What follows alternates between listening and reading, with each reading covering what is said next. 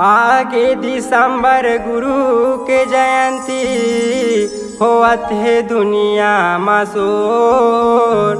सतनाम के सादा झंडा लहरावत है चारों ओर, लहरावत है चारों ओर।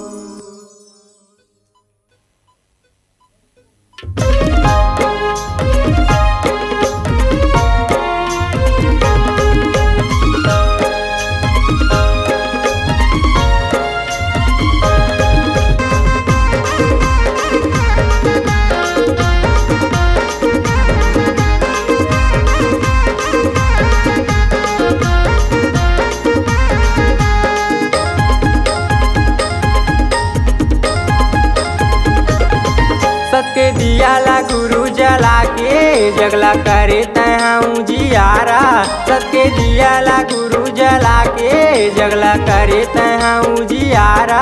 सादा झंडा तोरे ऐसे चमकेगा जैसे सूरज चांद सितारा। सादा झंडा तोरे ऐसे चमकेगा जैसे सूरज चांद सितारा।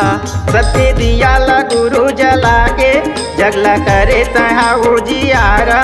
सत के दिया ला गुरु जला के जगला करे तहाँ उजियारा। सादा झंडा तोरे ऐसे चमकेगा जैसे सूरज चांद सितारा। सादा झंडा तोरे ऐसे चमकेगा जैसे सूरज चांद सितारा।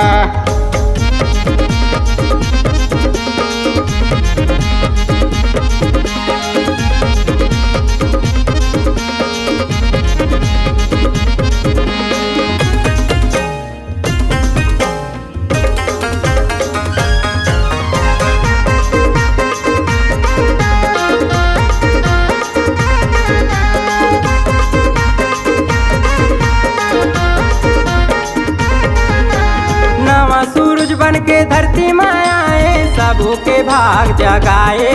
गुरु सबों के भाग जगाए।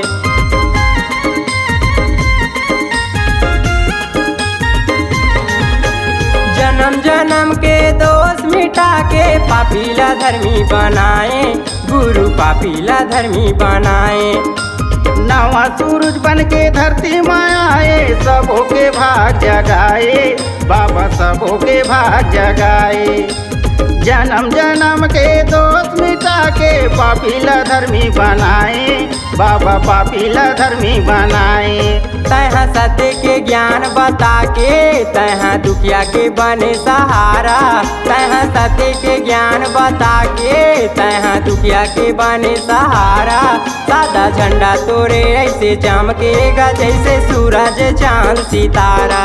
सादा झंडा तोरे ऐसे चमकेगा जैसे सूरज चांद सितारा।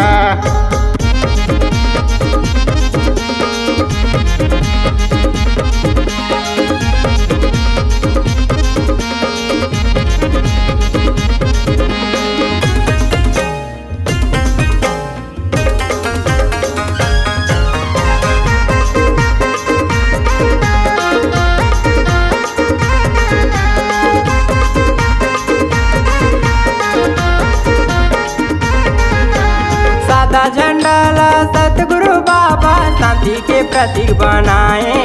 गुरु शांति के प्रतीक बनाए।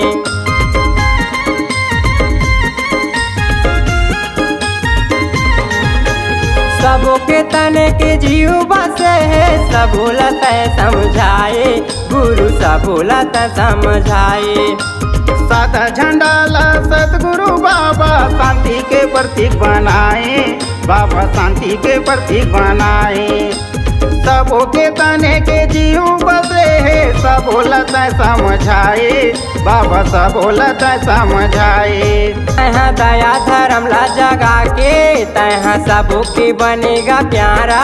तहाँ दया धर्म ला जगा के तहाँ सबों के बनेगा प्यारा। सादा झंडा तोरे ऐसे चमकेगा जैसे सूरज चांद सितारा। सादा झंडा तोरे ऐसे चमकेगा जैसे सूरज चांद सितारा। सत के दिया ला गुरु जला के जगला करे तहाँ उजियारा। सबके दियाला गुरु जला के जगला करे तहाँ उजियारा। सादा झंडा तोरे ऐसे चमकेगा जैसे सूरज चांद सितारा। सादा झंडा तोरे ऐसे चमकेगा जैसे सूरज चांद सितारा। सादा झंडा तोरे ऐसे चमकेगा जैसे सूरज चांद सितारा। सादा झंडा तोरे ऐसे चमकेगा जैसे सूरज चांद सितारा।